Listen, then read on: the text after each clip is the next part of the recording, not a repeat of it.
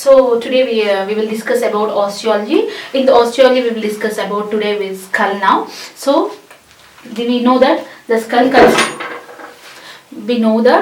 consists of a cap. This is called calvary of the skull, and in the calvary of the skull, beneath the calvary of the skull, we can see in the inner surface of the calvary of the skull, we will see various impressions are present.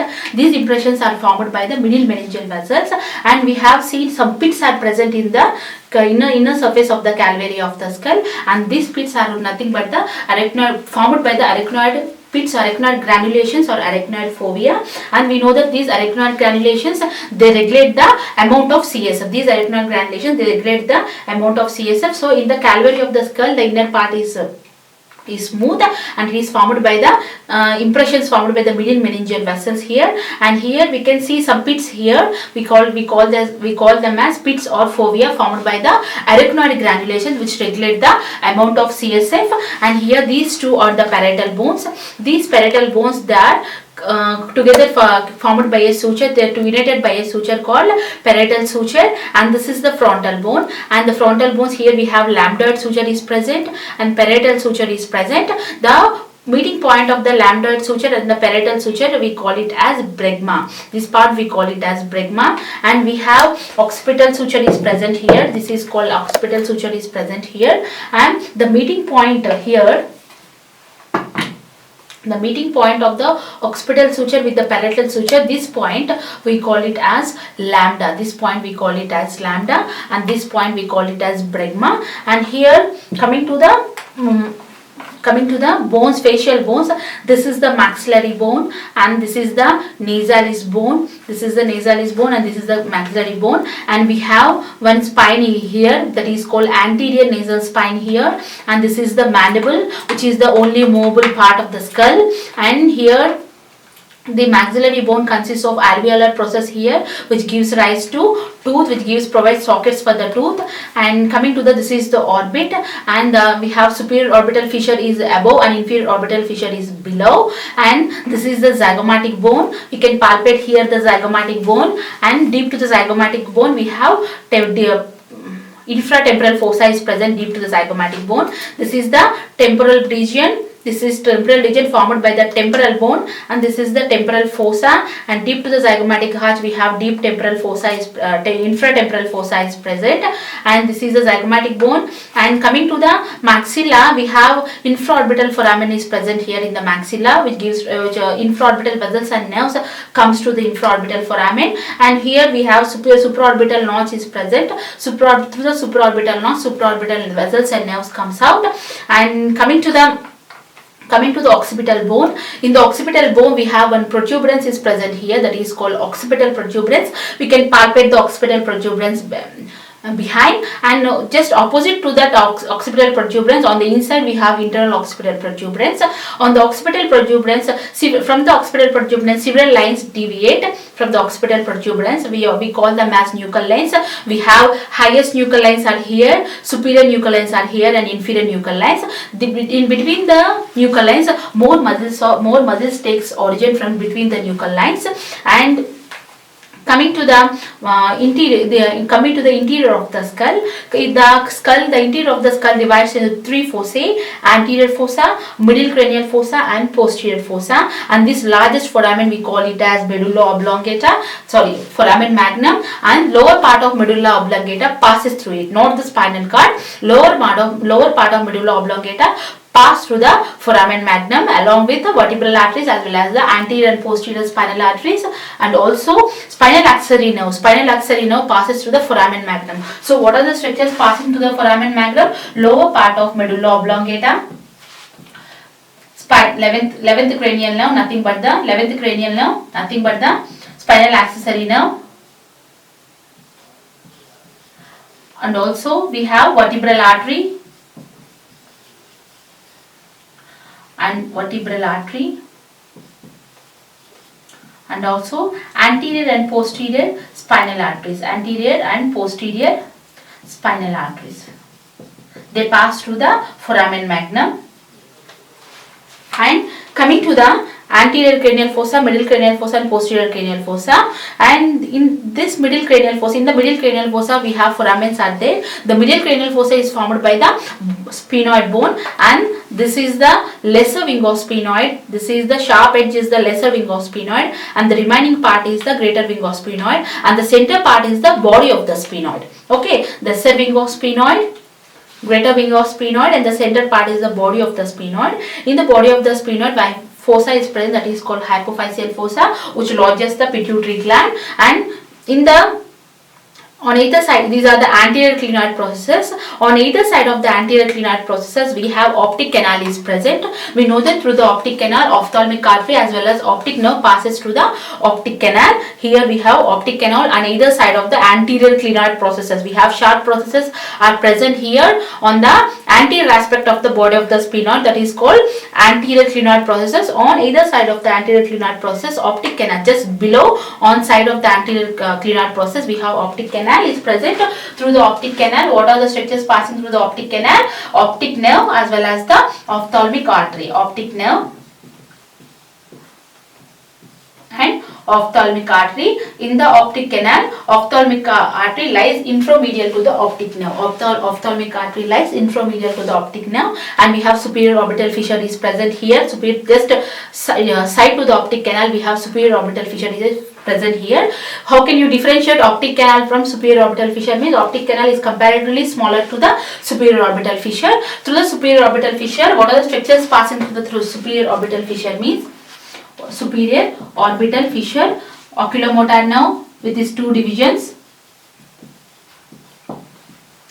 trochlear nerve, abducent nerve. Trochlear nerve is the fourth cranial nerve, abducent nerve is the sixth cranial nerve, and also some parts of ophthalmic and maxillary divisions of trigeminal nerve, and also ophthalmic artery,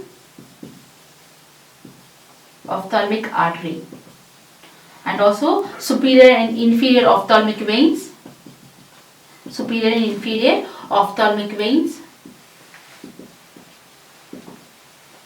and ophthalmic artery, superior inferior ophthalmic veins, and meningeal branch of ophthalmic artery. These are the structures passing through the superior orbital fissure. And just on either side of the body of the sphenoid, in the greater wing of sphenoid, we have foramens here. One of the most important foramen is the foramen ovale. Foramen ovale is present here, just a little bit lateral to the foramen. We have foramen spinosum is present here. And so foramen ovale, what are the structures passing through the foramen ovale? Means foramen ovale. What are the structures passing through the foramen ovale? Means male structures pass through the foramen ovale. Male structures, we know that the male M stands for mandibular nerve, which is the one of the divisions of the trigeminal nerve. A transfer accessory meningeal artery, and L stands for lesser petrosal nerve. E stands for emissary vein. These are the structures passing through the foramen ovale. And coming to the foramen spinosum, a little later to the foramen ovale, we have foramen spinosum is present. What are the structures passing through the foramen spinosum? Is nervus spinosum, which is directly a branch from the trunk of mandibular nerve. Nervus spinosus. This is foramen spinosum. Okay, foramen spinosum. This is nervus spinosus, and also middle meningeal artery. Middle meningeal artery also passes through foramen spinosum. Nervus spinosus as well as middle meningeal artery. And just in front of the foramen ovale, we have another foramen, that is called foramen rotundum. Through the foramen rotundum, maxillary nerve passes. And here we have, and this is the apex, this is the petrous part of temporal bone. On the near to the apex of the petrous part of temporal bone, carotid canal is present, and through the carotid canal, artery passes through the carotid canal. Just here we have another foramen is present here on the back side of the petrous part of temporal bone. It is nothing but the internal acoustic meatus. Through the internal acoustic meatus, this is the The blue one I have marked with is the internal acoustic meatus. So on the posterior aspect of the petrous part of temporal bone, we have another foramen that is called internal acoustic meatus. To the internal acoustic meatus, through the internal acoustic meatus, 7th and 8th cranial nerves and labyrinthine artery passes to the internal acoustic meatus. And we have another foramen that is called jugular foramen is present on here, and this through the jugular foramen, internal jugular vein is present through the inferior compartment. Through the middle compartment, what are the structures passing to the middle compartment is 9th, 10th, 11th cranial nerves. 9th, 10th, 11th cranial nerves as well as the internal jugular vein passes through the jugular foramen, which is situated just below the internal acoustic meatus. And those are the foramens. And coming to the maxilla, or coming to the hard palate, we know that hard palate is formed by the horizontal plates of maxilla, and also we have these palatine processes of maxilla and the horizontal plates of palatine bone. And we can see vomen here and also posterior nasal spine here, and these are medial and lateral pterygoid plates. In between the pterygoid plates, we have pterygoid fossa is present here, and here we have foramen magnum. Either side of the foramen magnum we have condyles here. Those are nothing but the occipital condyles which articulate with the facets of the first cervical vertebra, nothing but the atlas. And here we have clivus is present here. This is the clivus is present here. Basilar venous plexus is present on the clivus, and that's about we have styloid process is present here, which gives attachment to muscles here, styloid group of muscles as well as the styloid mandibular ligament as well as the stylohyoid ligament, and spino-sphenoid is present here, which gives attachment to sphenomandibular ligament. And and this is the mastoid process here. We can palpate the mastoid process behind our ear, and near to the mastoid process we have just medial to the mastoid process we have stylomastoid foramen is there, through which facial nerve comes out along with the posterior through the facial nerve comes out. And here that's about the mastoid notch is present here, and that's about the some important brief points of the regarding the skull. And coming to the mandible, it is the only movable part of the body, and the mandible consists of head or condylar process. This is the coronoid process, and beneath the head we have a constricted part. The head we call it as neck of the mandible, and this is the mandibular notch. This is the body of the this is the ramus of the mandible. This is the body of the mandible, and this is the angle of the mandible. Ramus, body, angle of the mandible. We can palpate the angle here, and this is the ramus of the mandible, gives attachment to masseter muscle here. And here we have in the condylar process we have pterygoid fossa is present here, which gives attachment to lateral pterygoid. Coronoid process gives attachment to temporalis, and here near the angle which gives attachment to medial pterygoid. And here this is the upper border and lower border. And the mandible we have mental foramen is present here, which give through the mental nerves and vessels comes out through the mental foramen. And here on the inner aspect of the mandible we have mandibular canal is present here, where through which inferior alveolar nerves and vessels pass through the mandibular canal. Just below the mandibular canal we have submylohyoid groove is present, which gives attachment to mylohyoid muscle. And we have pterygoid fossa is present here, not pterygoid fossa, digastric fossa is present here near to the lower border of mandible, which gives attachment to anterior belly of digastric. And genial tubercles are present here, superior genial tubercles and inferior genial tubercles, which gives attachment to genioglossus as well as geniohyoid respectively. And that's about the mandible, which consists of upper border, lower border, ramus of the mandible, head, mandibular notch, neck, coronoid process of the mandible, and that's about the mandible. And here below the mylohyoid line we have a groove that is called submandibular fossa, which gives where the submandibular gland lodges over there. So that's about the mandible. Okay, now we'll discuss about hyoid bone. So hyoid bone is situated here. We can palpate the hyoid bone here, and hyoid bone consists of body, lesser cornu and greater cornu. Hyoid bone consists of body, lesser cornu as well as greater cornu. And coming to the body it gives insertion to the anterior surface of the body. It gives insertion to hyoid muscles. They get inserted and erased from the hyoid bone, hyoid group of muscles. That means stylohyoid, steno, and also we have thyroid muscle is there, geniohyoid or mylohyoid. All the hyoid group of muscles, they take origin and gets inserted to the hyoid bone. And coming to the anterior surface of the body, it gives attachment to geniohyoid muscle. You know the geniohyoid muscle is an important group. It is a tongue muscle, and beneath the geniohyoid muscle we have another muscle that is called genioglossus. Genioglossus also gets inserted, which forms the tongue substance. Genioglossus muscle is the fan-shaped muscle of the tongue. Genioglossus muscle is the fan-shaped muscle of the tongue. It is the fan-shaped muscle of the tongue. It forms the end-tight substance of the tongue. And coming to the mylohyoid muscle, it gets inserted to the lower part of the body. We know that the mylohyoid muscle arises from the mylohyoid groove just below the mandibular canal in the mandible and gets inserted here. And we have omohyoid muscle, which also takes origin from the body as well as the greater corner of the hyoid bone. Omohyoid muscle is here, and we have another muscle that is called hyoglossus muscle is present here. This is called hyoglossus muscle, and also middle constrictor muscle. Middle constrictor muscle is nothing but the muscle of pharynx. Middle constrictor muscle is nothing but the muscle of pharynx. It also arises from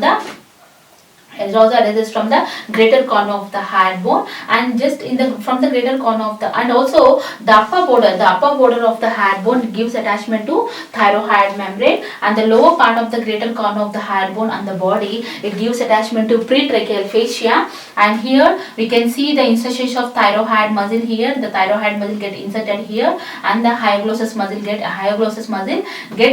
origin. Hyoglossus muscle takes origin, which also a muscle of the tongue takes origin from the hyoid bone here, and the pretracheal fascia get inserted in the lower part of the body of the hyoid bone as well as the greater corner of the hyoid bone, and the upper border of the body of the hyoid bone as well as the greater corner of the hyoid bone. It gives attachment to thyroid membrane, which extends from the upper border of the thyroid cartilage to the upper border of the body and greater corner of the hyoid bone. Okay, so that's about the hyoid bone. Hyoid group of muscle takes origin and insertion. What are the hyoid group of muscle? Geniohyoid, and we have mylohyoid here takes insertion, and middle constrictor muscle, hyoglossus muscle takes origin. Thyroid gets inserted, omohyoid gets inserted, and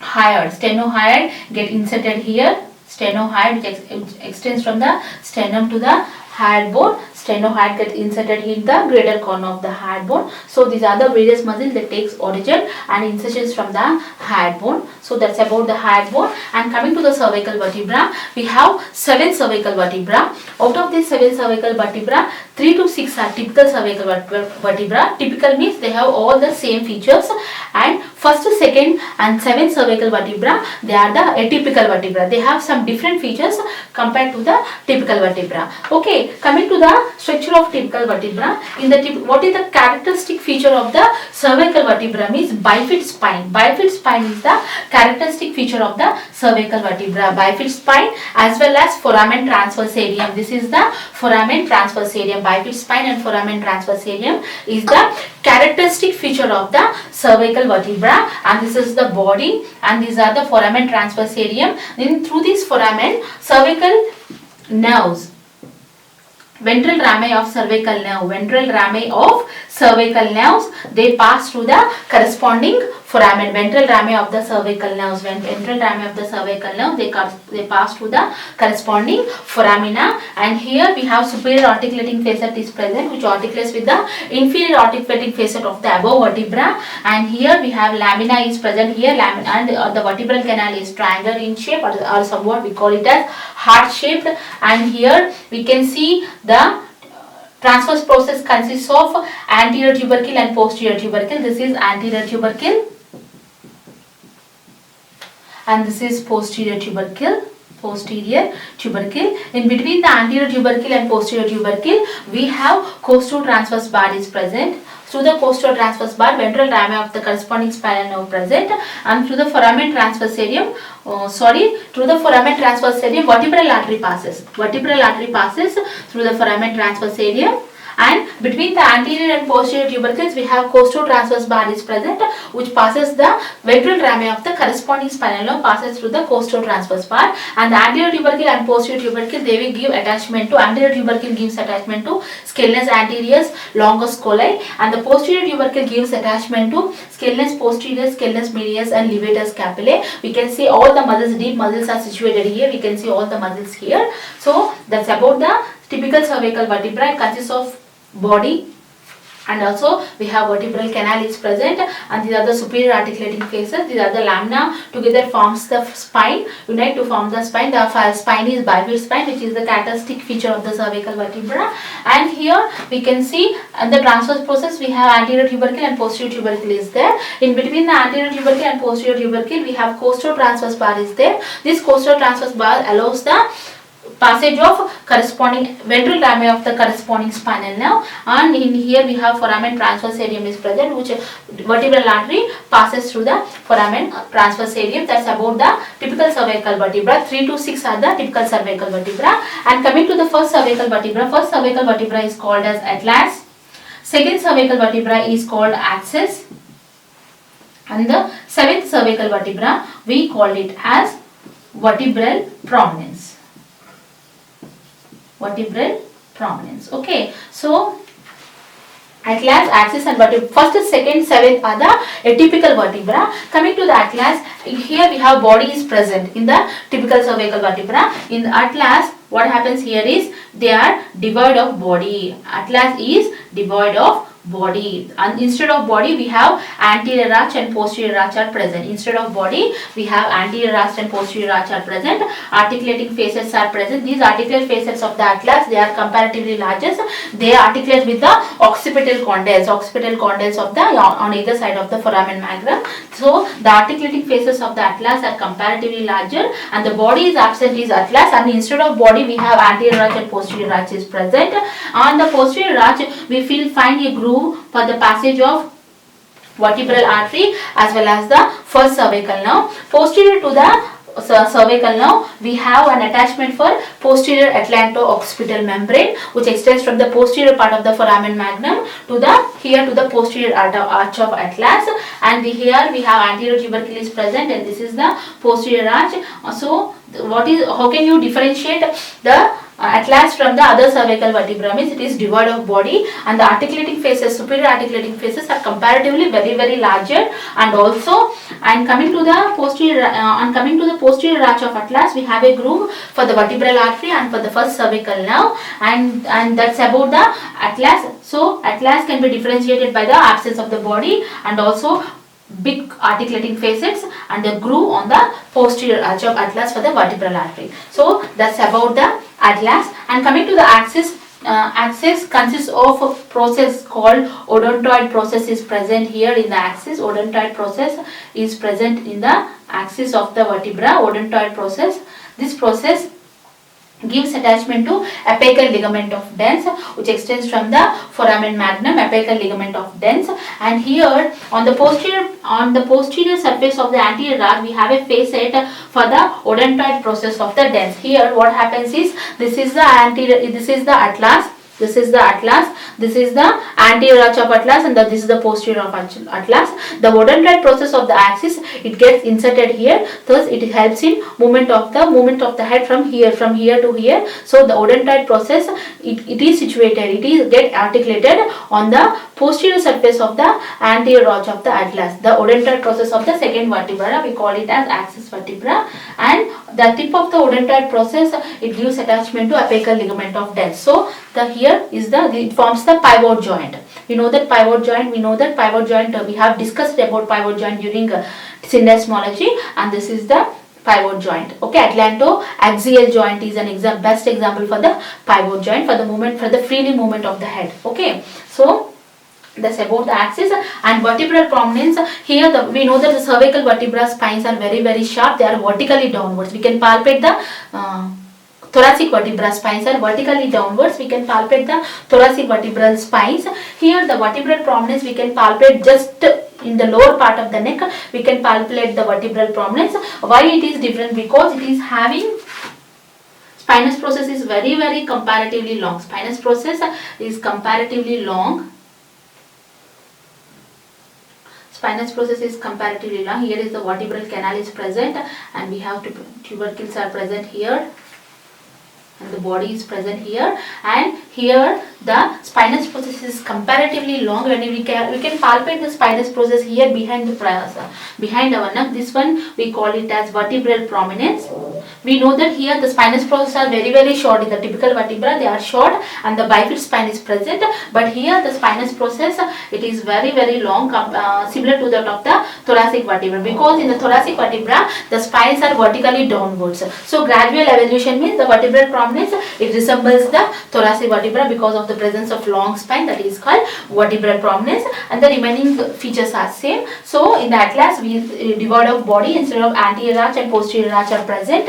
In the axis we have odontoid process is present. In the vertebral prominence longest spine is present. So atlas, axis and vertebral prominence they are different from the cervical vertebra, that's why they are called atypical cervical vertebra. And third to sixth are the typical cervical vertebra. Characteristic feature is of cervical vertebra is bifid spine and foramen transversarium. To the foramen transversarium vertebral artery passes, and the bifid spine is a characteristic feature. And instead of in the transverse process we have anterior and posterior tubercles are present. Through the anterior and posterior tubercle costo-transverse bar is present, which allows the corresponding spinal nerve. That's about the cervical vertebra and the hyoid bone.